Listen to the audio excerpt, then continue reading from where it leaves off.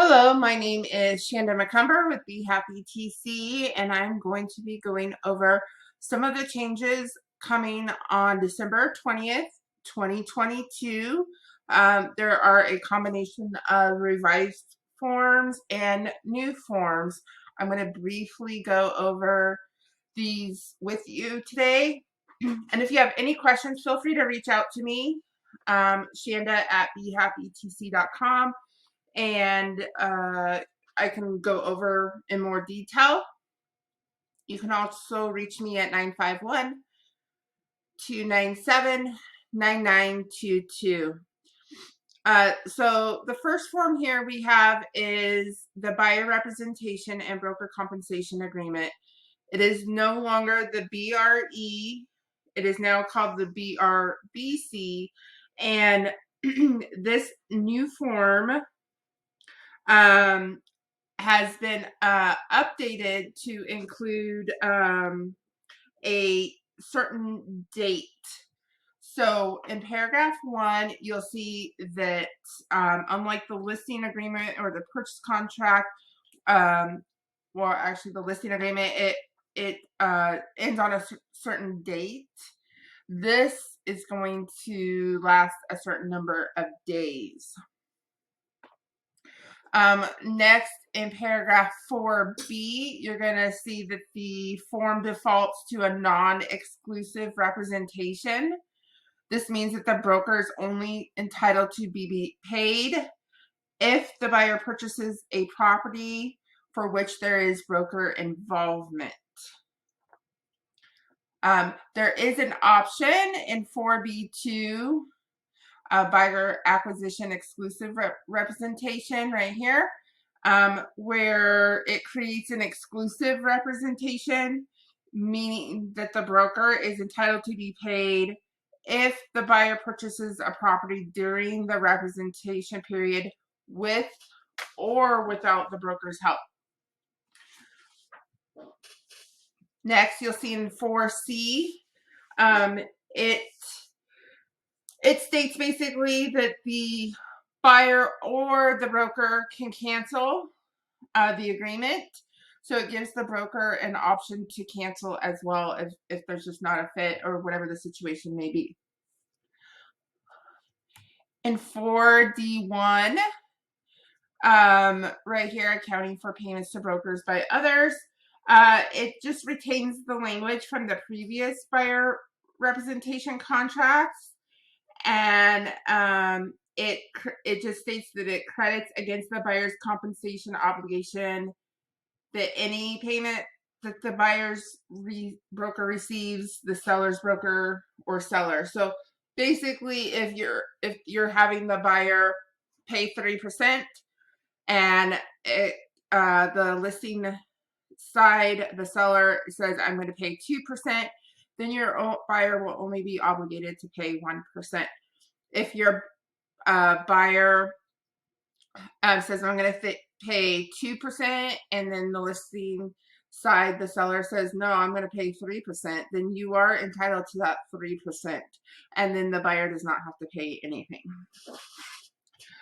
And this form is going to be important upcoming in the DOJ and NAR lawsuit. A lot of these forms came up because of the lawsuit.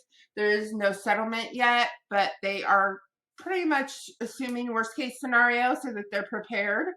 And our industry is going to change greatly if the worst happens. So getting your buyers to sign one of these now is probably good practice, because worst case scenario, which they think may happen, the seller will no longer be required to pay compensation. So buyers agents will not be paid unless they're asking their buyers. And then paragraph 4D3 down here is it just authorizes the broker to include a term in the offer asking the seller to pay the buyer's broker. And then lastly on this form, paragraph 4F, So right here, it obligates the buyer's broker to disclose to the buyer the compensation that the broker expects to obtain from others on any particular property. And then it also discloses to the buyer that the final compensation the broker actually receives.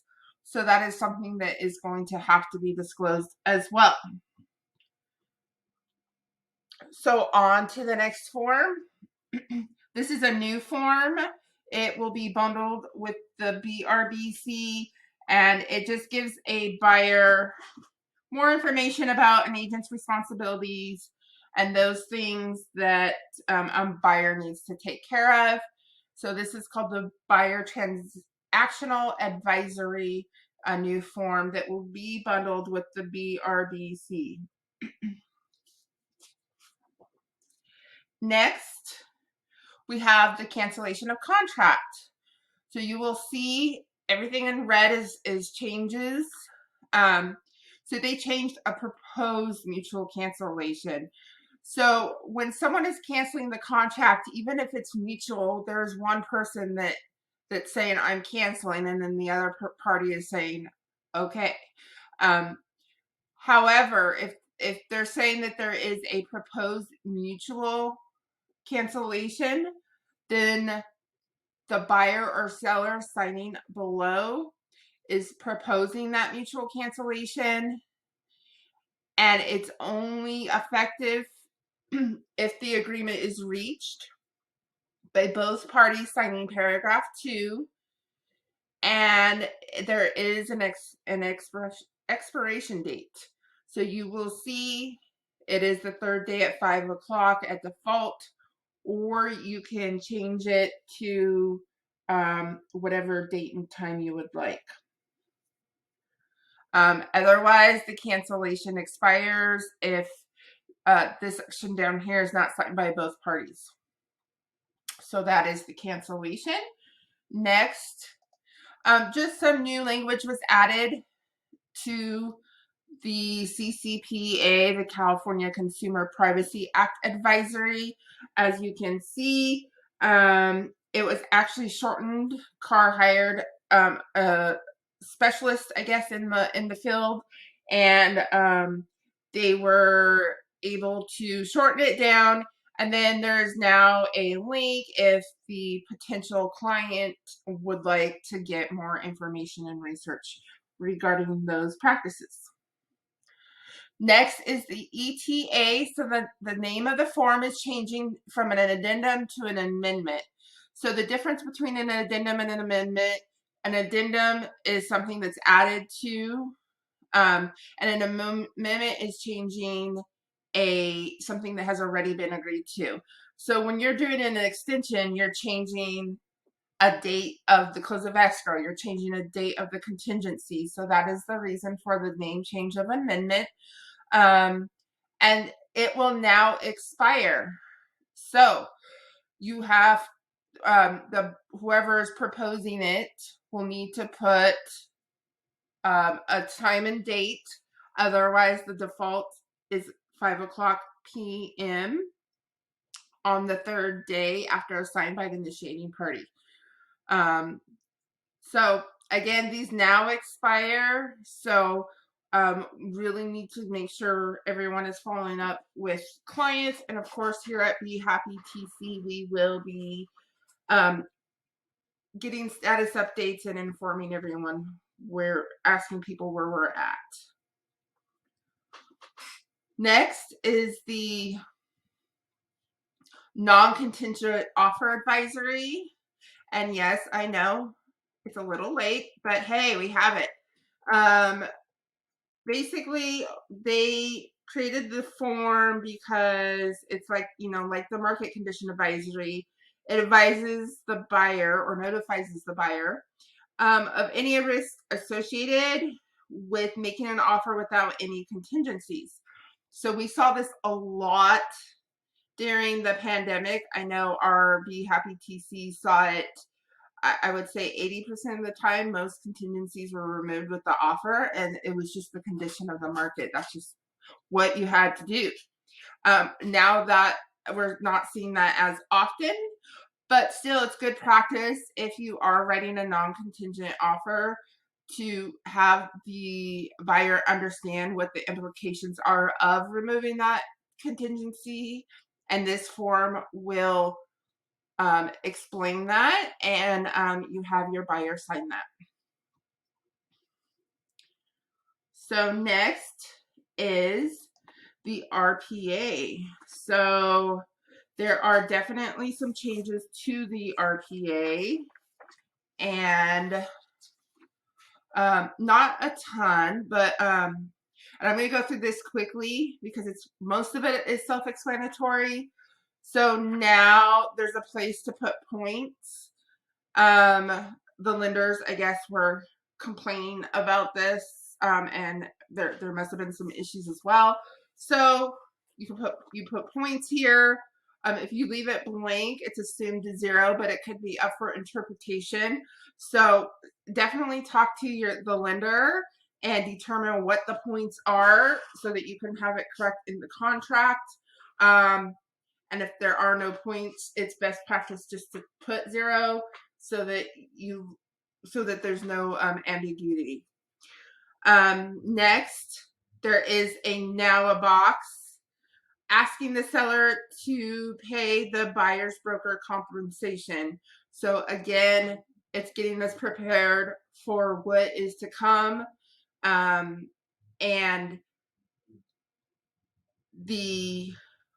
if the buyer's agent has that buyer broker and it's saying 3% that the buyer's obligated to pay, the buyer's agent can still ask the seller to pay compensation. Now, the seller does not have to agree to that, of course, but it can be asked. And if they are asking, then this box is checked, and then a new form SPBB gets attached, and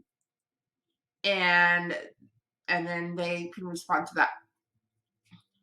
The next point that was added is the word delivery under review of seller documents, prelim, HOA docs, and lease or lien items. So this is super important, and here at Be Happy TC we are tracking.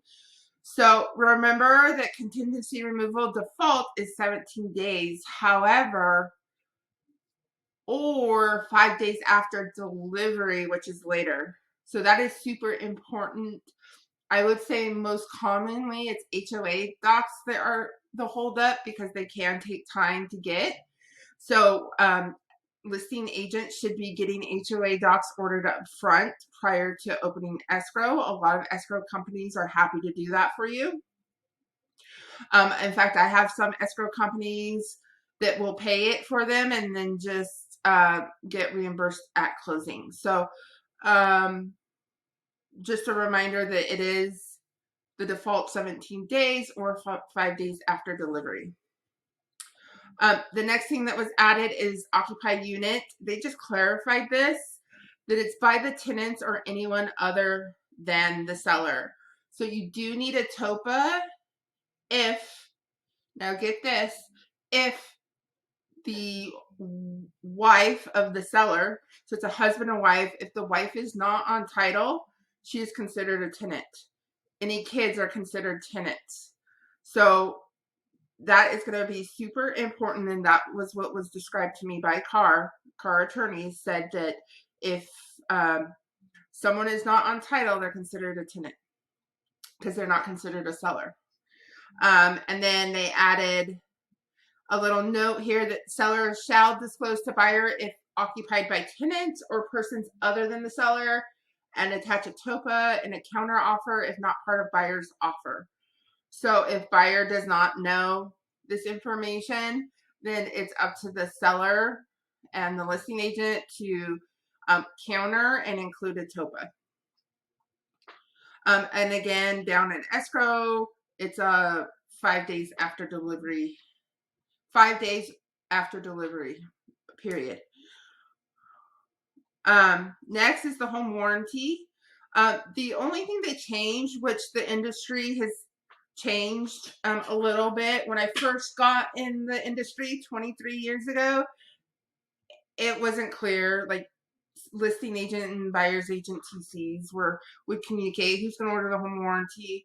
But it was always my opinion it should be the buyer side, just because it's going to be the buyer's home warranty. You want to make sure that they have everything included that needs to be included. And now the contract states that the home warranty plan coverage is paid by is chosen by the buyer, and that coverage includes but is not limited to. So if they don't say that they want AC and then they go and order with the AC, that's perfectly acceptable. If seller or buyer checked, if seller or both are checked, it's the seller's cost not to exceed. So if it's $500, the seller pays up to $500. If the home warranty ends up being $600, then the buyer just pays that $100 difference. Pretty simple there. The mixed use purchase addendum, I'm not going to get into that, but they just added that as an optional addenda.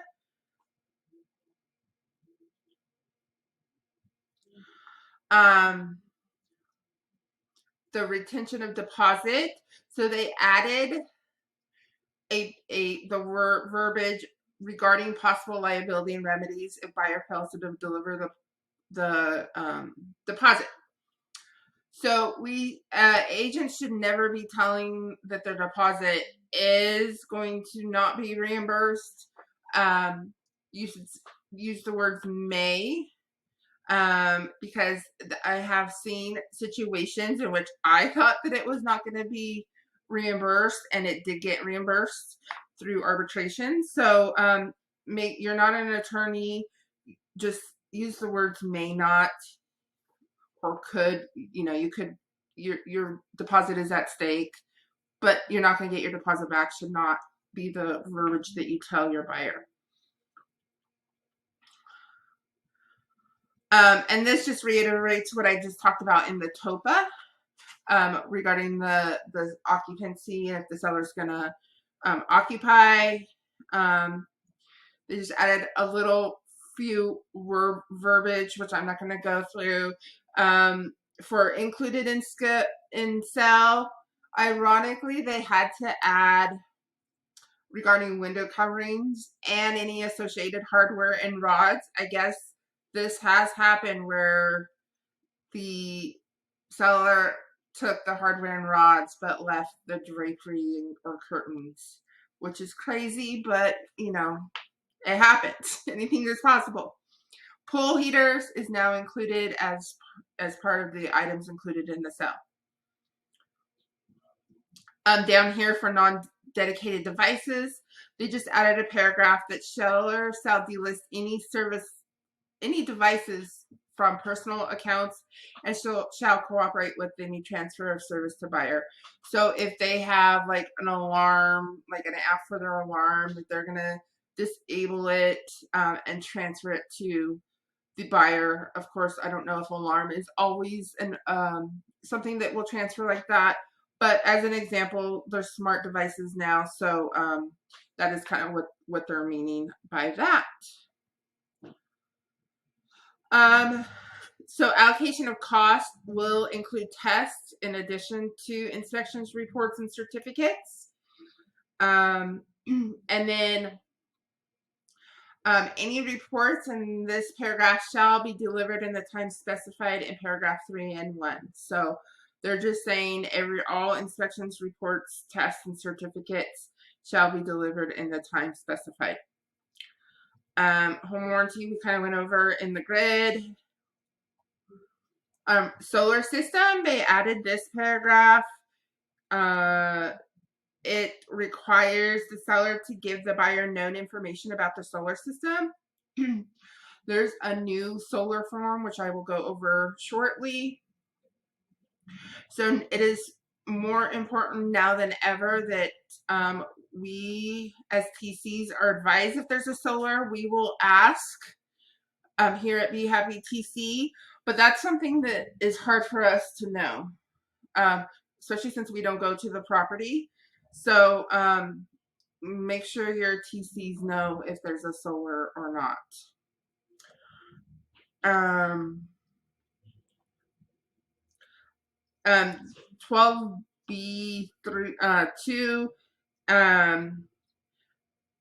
This just is a paragraph that is saying that the investigation is separate from the investigation is not all one contingency. There's several contingencies. So they are encouraging buyers to make sure that the cost of homeowners insurance, flood insurance, and fire insurance are investigated prior to removing contingencies, because there are cases in which insurance companies are not insuring homes for whatever reason, especially if they're in a very high fire hazard or in a flood zone. So it's super important the buyer is investigating to make sure they can get insurance prior to removing contingencies.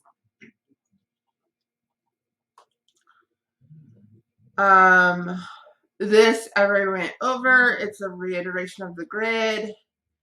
They added the word nomination.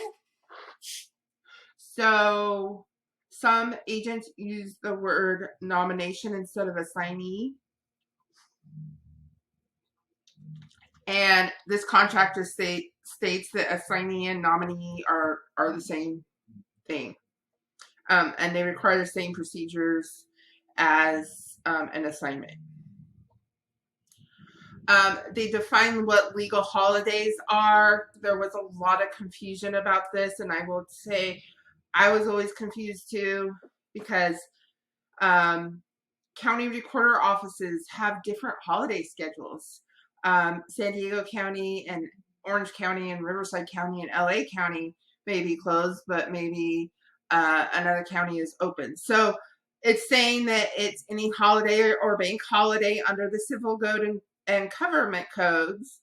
But for the purpose of the close of escrow, any day that the recorder's office in the county where the property is located at is closed, or any day that the lender or escrow holder is closed, the close of escrow is on the next day. Super clear now, makes it much easier. This just states that buyer and seller agree to use electronic signatures, since we are now in that day and age.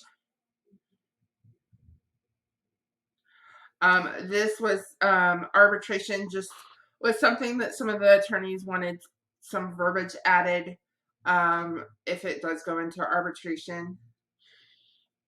And last but not least is agents. It is super important that you fill this out correctly. Make sure you have your designated electronic delivery address. Check which one that you want all documents or notifications to go to. Make sure it is correct. If it is a wrong email address, it does not constitute delivery. So if it was supposed to go to Shanda at BeHappyTC, but instead it went to info@BeHappyTC and it was sent 5 days ago, it would, from what I'm told, it would be as if it was never sent, because I designated Shanda at BeHappyTC for all communication. So this is super important, and here at BeHappyTC, we are reading this page and making sure contact information is entered into our system with the correct delivery address. And that is the changes on the RPA. SCO, just they added a paragraph about the count, and this, by the way, is on all counters. So the SCO, the SMCO, and the buyer counter offer, BCO, that the difference between the offered price and the appraisal contingency amount remains the same even if the purchase price changes. So again, this is on all the counter offers. They added this, and all this little verbiage is on across the board on all counters. So those are the, oh, one more, solar. And again, the first page is an advisory, just like it says, solar advisory. And then, of course, here comes the questionnaire part on page 2. Guess what? It looks like the SPQ. Are you aware? We are being told it's probably best practice, even if the solar is paid off, if the seller can get a copy of the contract from the solar company, or if they have a copy of the contract and pass it over to the new buyer. That's going to be super helpful too. There are a lot of questions here that I know many sellers are not going to know the answer to. So they just say no, they're not aware. I know I personally have solar, and some of these questions I'm like, I have no idea. So that is the solar questionnaire, just 2 pages, 1 page for the seller to fill out. All right, those are the main changes that are going to affect us right now. There are a lot of new forms that are going to affect us later on in, or next year, probably March, April, or May is when they're hoping to have resolution on the DOJ versus NAR. So we will be doing another training on that as we know more. If you are interested in any of that, please reach out to me. And thank you for watching. Have a wonderful day.